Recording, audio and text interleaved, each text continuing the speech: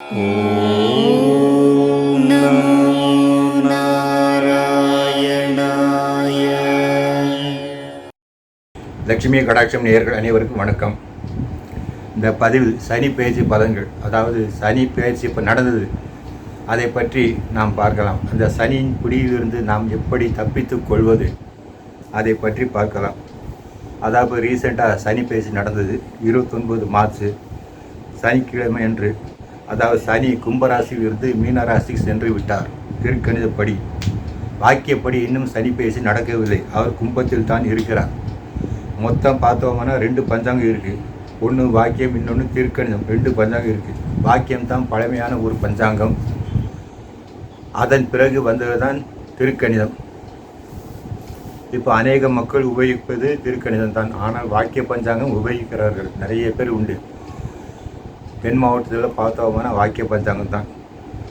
இப்போ மக்களுக்கு உண்மையான சனி பெயர்ச்சி எதுன்னு ஒரு குழப்பம் ஏற்படும். அதெல்லாம் குழம்பவே வேண்டாம்.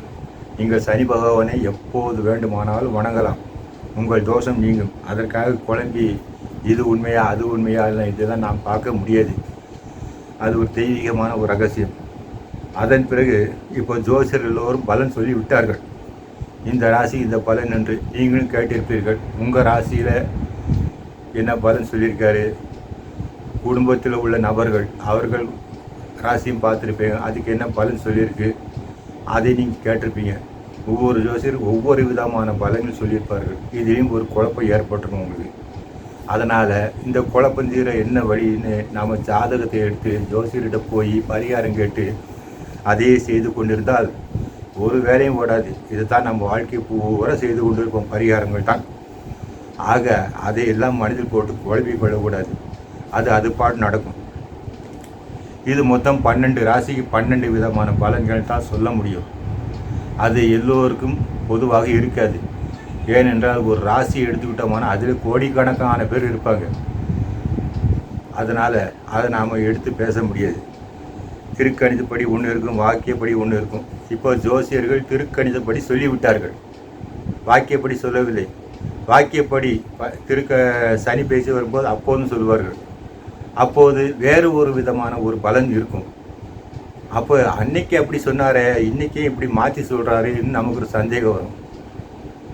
அது ஒரு நல்ல சந்தேகம் தான். அந்த சந்தேகம் என்னன்னா, கிரகங்கள் மாறிக்கொண்டே இருக்கிறது. சனி பேசி வருவதற்குள் இங்கே குரு பேசி ராகு கேதுலாம் முடிந்துவிடும். ஆக அப்போ கிரகங்களின் பலன்கள் மாறத்தான் செய்யும். இது அவர்கள் மேலே ஒரு தப்பும் கிடையாது. அவர்கள் கரெக்டாக சொல்லிடுவார்கள். அந்தபடி நாம் அதை போட்டு வாழ்க்கையில் குழம்பிக்கிட்டே இருக்கக்கூடாது. இதை ஒரு பக்கமாக வச்சுட்டு நம்ம வேலை நம்ம பார்த்தா தான் நம்ம வாழ்க்கையில் முன்னேற முடியும். ஃபார் எக்ஸாம்பிள், இப்போ நீங்கள் ஒரு புதுசாக ஒரு பிஸ்னஸ், ஒரு வேலையை ஆரம்பிக்கிறீங்க, ஒரு வீடு கட்டுறீங்க வச்சுக்கிடுங்களேன். அப்போது நீங்கள் ஜோசியர்கிட்ட போகிறீங்க. போய்க்கு சொல்லும்போது ஒருத்தர் நல்லா ஆரம்பிக்கலாம் சொல்லுவார். சரி, என்ன டைம் கேட்குற அந்த டைம் சொல்லுவார். நீங்கள் அது திருப்தியில் இன்னொரு ஜோசியர்கிட்ட கேட்டாருன்னா அவர் ஒன்று சொல்லுவார், இப்போ உங்களுக்கு நேரம் சரியில்லை, ஒரு 2 மாதம் போட்டும், அதுக்கப்புறம் நீங்கள் ஆரம்பிக்க சொல்லுவார். இந்த நேரத்தில் ஆரம்பிங்க, இந்த மாதம் இந்த கிழமை இந்த தேதியில் ஆரம்பிக்க சொல்லுவார். நீங்கள் கேட்டு பாருங்கள், ஒரு 4 ஜோசியர்கிட்ட கேட்டு பாருங்கள். 4 பேர் 4 விதமான பலன்கள் சொல்லுவார்கள். உங்களுக்கு குழப்பம்தான் ஏற்படும். அதனால் குழப்பம் ஏற்பட்டு உங்களுக்கு ஒன்றும் பண்ண முடியாது. நடக்க வேண்டிய வேலை கூட நடக்காது. அதை நீங்கள் ஆரம்பிக்கலாம், உங்களுக்கு நல்ல நேரமாக இருந்திருக்கும், நீங்கள் அதை மிஸ் பண்ணிடுவீங்க இந்த ஜாதகம் கேட்டு. அதனால் அதெல்லாம் மனசில் வச்சுக்கூடாது. உங்களுக்கு ஆரம்பிக்கணும், ஒரு வீடு கட்டணும், இல்லை ஒரு பிஸ்னஸ் ஆரம்பிக்கணும்னு தோணிச்சுன்னா நேர ஒரு ஜோசியர்கிட்ட போகணும். இந்த மாதிரி நான் பண்ண போகிறேன், டைம் மட்டும் எனக்கு சொல்லுங்கள், சொல்லிவிட்டு வந்துடணும். அவ்வளோதான், கேட்டு வந்துடணும். பாடு ஆரம்பிச்சிடணும். நல்ல நாள் பார்த்து, நல்ல நேரம் பார்த்து வந்துடணும். இதை ஆரம்பிக்கலாமா வைக்கலாமான்னு கேட்டோம்னா உங்களுக்கு எல்லா ஜோசியர்கள் சேர்த்து குழப்பி விட்றாங்க. ஜோசியர்கள் ஒன்றும் கடவுள் கிடையாது. இது கடவுளாக பார்த்து உங்களுக்கு தர ஒரு ஆப்பர்ச்சுனிட்டி. அதை நீங்கள் பயன்படுத்திக்கணும். இதெல்லாம் உண்மையான விஷயங்கள். நான்லாம் பார்த்து ரொம்ப நான் சொல்கிறதே இல்லை, ஜாதகம்லாம் பார்க்குறதே இல்லை. ஆனால் பொதுவான பலன் சொல்லிடுறது அவங்ககிட்ட. இதாக ப்ராக்டிக்கலாக ஒரு கடவுள் கொடுக்குற வாய்ப்பை நீங்கள் பயன்படுத்தி நீங்கள் முன்னுக்கு வரணும். இதில் பாதிக்கப்படுறது பாமர மக்கள், சாதாரண அப்பாவி ஜனங்கள் தான் பாதிக்கப்படுறாங்க. இந்த ஜோசியத்தை பார்த்து இது என்னது வாஸ்து பார்த்து பார்த்து இதில் பாதிக்கப்படுறதே அவங்க தான். இப்போ பணக்காரன் இருந்தாங்கன்னா எத்தனையோ பிஸ்னஸ் ஆரம்பிப்பான், வரிசையாக ஆரம்பிப்பான். அவங்களுக்கு தேவை என்ன? பணம், அவ்வளோதான். இந்த நேரங்காலம் ஒன்றும் பார்க்க மாட்டார். சரி, இன்னொரு பிஸ்னஸ் ஆரம்பிக்கலாம், சரி ரைட், எவ்வளோ ஆகும் செலவுன்னு பார்ப்பார். சரி, சமாளிக்க முடியுமா? ரைட், ஓகேன்னு சமாளித்து மேலும் மேலும் பிஸ்னஸ் பண்ணிடுவார். அதுக்கு ஜோசியர்கிட்ட போய் நாள் கேட்டு நட்சத்திரம் கேட்டு ஆரம்பிக்கலாமா? அதெல்லாம் பார்க்க மாட்டாங்க. அதுதான் இவங்களுக்கு அவங்களுக்கு உள்ள ஒரு வித்தியாசம். அவங்க அதனால தான் முன்னேறிட்டே போவாங்க. சரி, அப்போ பார்த்தா நீ ஜோசியம் சொல்கிறதெல்லாம் பொய்யா, சாதகம்லாம் பொய்யானா? அதெல்லாம் பொய் கிடையாது. அந்த காலத்தில் ரொம்ப கரெக்டாக பார்த்தாங்க ஜோசியம். ஏன்னா அந்த பார்த்தோம்னா தெய்வீகமாக இருப்பாங்க, நல்லா இருப்பாங்க. அந்த ஜோசியர் ரொம்ப கம்மி, ரொம்ப குறைவு. ஜோசியம் சொல்கிறவங்களாம் ரொம்ப குறைவு. கரெக்டாக இருக்கும், கரெக்டாக சொல்லுவாங்க. ஜோசியம் தப்பு. அதனால தான் அந்த நாரதர் என்ன சொன்னாருன்னா, சத்யவான் சாவித்திரி கல்யாணத்தில் இந்த சத்யவானுக்கு இன்னும் 1 வருஷம்தான் இருக்குது ஆயுள். என்ன கரெக்டாக சொன்னார். அது எப்படி கரெக்டாக அந்த ஜோசியம் அவர் சொன்னார். அந்த மாதிரி ஆட்கள் அது ரொம்ப பழைய காலம். 100 வருஷம் முன்னாடி கூட இருந்தாங்க நல்ல ஜோசியம் சொல்கிறவங்க. ஆனால் இப்போ அது கிடையாது. இப்போ ஏன் கிடையாதுன்னா, நிறைய புக்ஸு வந்துட்டு ரெஃபரன்ஸுக்கு நிறைய ஜோசியர்கள் ஆகிட்டாங்க. ஒரு தெருவு பார்த்த தெரு வீட்டுக்கு வீடு கூட ஜோசியர்கள் இருக்காங்க. ஸோ அதனால் நிறைய புக்கு நிறைய இருக்கும்போது அது ஒரு விதமான பலன் நமக்கு கிடைக்காது. எனக்கே சில நேரம் இந்த யூடியூப்பில் கேட்கும்போது எனக்கே ரொம்ப சங்கடமாக இருக்குது, இப்படி தான் பேசுகிறாங்களேன்னு. அது இன்னொரு பதிவு போடுறவங்களுக்கு.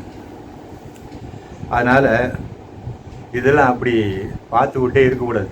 உங்களுக்கு எது சரியானபடி தோணுதோ அதை நீங்கள் உங்கள் மனசு கேட்டபடி பகவான் உங்களுக்கு கொடுக்குற ஒரு வாய்ப்பாக நினச்சி நீங்கள் பயன்படுத்திக்கணும். அப்போ தான் உங்கள் வாழ்க்கையில் நீங்கள் முன்னுக்கு வர முடியும். இல்லைன்னா மிகவும் கஷ்டம்.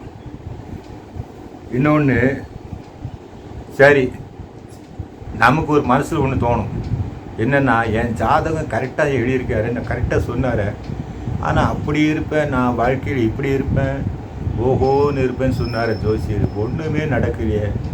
நினச்சா ஒரு 5% நடத்துக்கோம். என்ன ஒன்றுமே நடக்கும் நாமே நினச்சிருப்போம். இதுக்கு என்ன காரணம்? ஒரு காரணம் இல்லை. நம்ம நெத்தியில் எழுதிட்டான் அன்னைக்கு.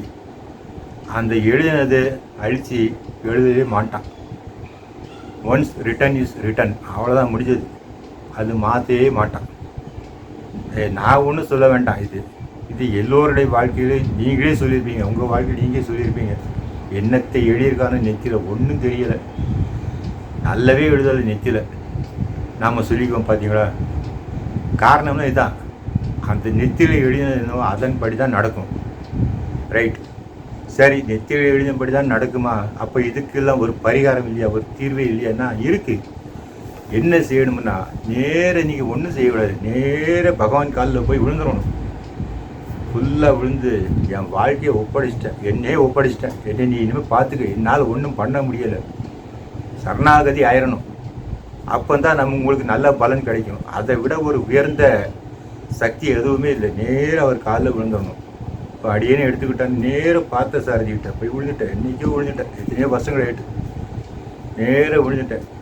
என் வாழ்க்கையை தான் பார்த்துக்கின்னு விழுந்துட்டேன், சரணாகதி பண்ணிக்கிட்டோம். அதனால் அதை பற்றி கவலை இல்லை. இன்னொன்று, அப்படி விழுந்த பிறகு நீங்கள் இந்த கிரகங்கள், ராகு கேது விதி, இதை பற்றியெல்லாம் நினைக்கக்கூடாது.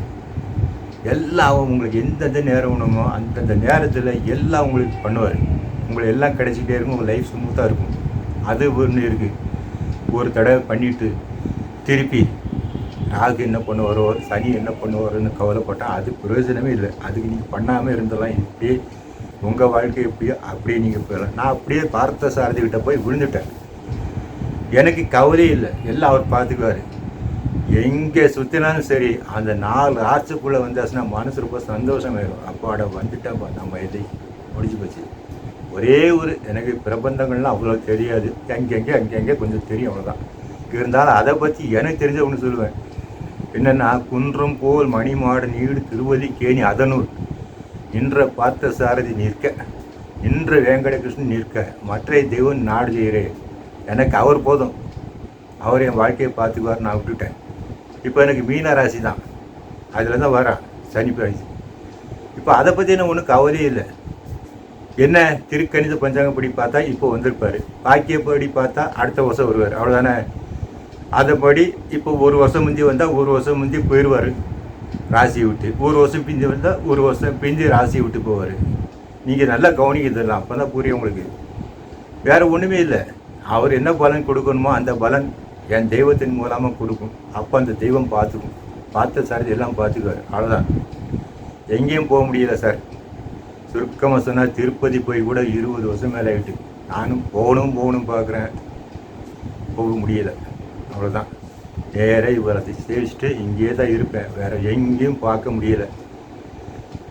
அதனால் நீங்கள் பார்த்த சாரதிகிட்ட சரணமாகணும்னு நான் சொல்லலை. உங்களுக்கு பிடிச்ச தெய்வம் இருக்கும். முருகன் இருப்பார், பிள்ளையார் இருப்பார். சரி, சில பேருக்கு சிவன் பிடிக்கும், சில பேருக்கு ஆஞ்சநேயர் பிடிக்கும், சில பேர் ராமர் பிடிக்கும், சில பேருக்கு அம்பாள் பிடிக்கும், சில பேருக்கு காளி தெய்வத்தை பிடிக்கும், முத்தாரம்மன் பிடிக்கும், மாரியம்மன் பிடிக்கும். ஏதோ ஒரு தெய்வம் நேராக அவங்க காலில் போய் விழுந்தவங்க. அதுக்கப்புறம் நீ விழுந்ததுக்கப்புறம் நீங்கள் எதை பற்றி யோசிக்கக்கூடாது. உங்கள் வாழ்க்கையோ கிரகங்கள் எல்லாம் எதுவும் கிடையாது. எல்லாம் அந்த தெய்வத்தோட சக்திக்கு உட்பட்டவை தான் கிரகங்கள். அதனால் ஒன்றும் சுதந்திரமாக செயல்பட முடியாது. இதெல்லாம் மனசில் வச்சுக்கிடுங்க. இதெல்லாம் மனசில் வச்சுக்கிட்டு நீங்கள் சரணாகதி பண்ணிட்டீங்கன்னா உங்களுக்கு எல்லாமே வாழ்க்கையில் நல்லபடியாக நடக்கும். நீங்கள் எதை பற்றியும் கவலைப்பட வேண்டாம். இதுதான் இதிலேருந்து இந்த கிரகங்களின் பிடியிலிருந்து தப்பிக்க ஒரே ஒரு வழி. மங்களானி பவன்.